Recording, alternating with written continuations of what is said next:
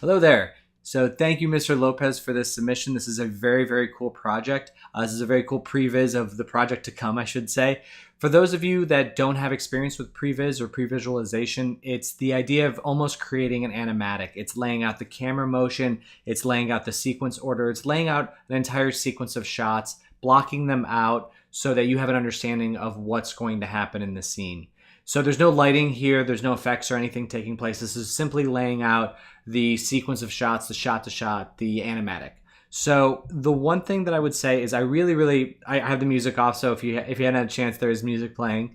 I really like the feeling of pulling back and revealing the space. I love that you've started off in this close-up shot, and then you've gone into you're moving up the body, so it's like the bottom, and then we go up towards the top, and then we switch over to the girl, and reload.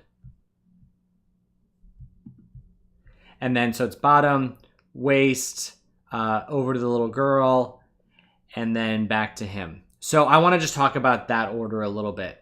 I think what it should be, usually when you see that kind of progression, usually it's feet, mid-level, and then you see his face, and then probably you'll cut to the girl. And then the one thing that I feel like it's missing is an establishing shot that shows the entire scene.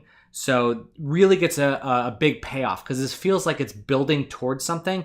Like it's feet, waist, head, other character, and then the big reveal is that there are 5 characters dancing around this scene. That would be my overall note for you. On a more granular level, on a more specific level, there's a couple things about these shots just to keep in mind. We'll start with this one because it's already on the screen. If you look, it's a little bit asymmetrically balanced right now. There's a little bit less screen real estate on the screen right side versus the screen left side. I would just kind of, let's go ahead and play that again. So it kind of stays over there. I would just kind of center him a little bit more on the screen.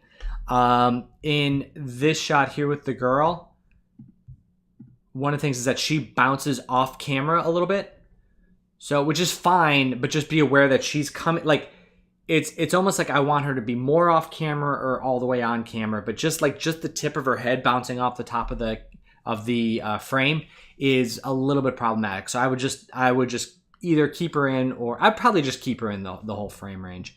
And then this one, I would probably go a little tighter on the hips, because this first shot is great. I love it. And I think it provides a lot of opportunity for some really cool lighting and really cool look dev stuff, because we're talking about possibly having some light emanating from the floor so you can light up the bottom of his shoes. I think we would like to keep the background, like we said, darker, so that the lights on the characters really help them pop forward a little bit. It's just some cool opportunities here for you. This one, I think it pulls out too far at the end, and I think we're seeing a little bit too much of his head. I would like to just be kind of like stick in on the waist, and then one more shot of his head, and then cut to the whole girl dancing, and then we cut to him dancing, and then we cut to everybody dancing.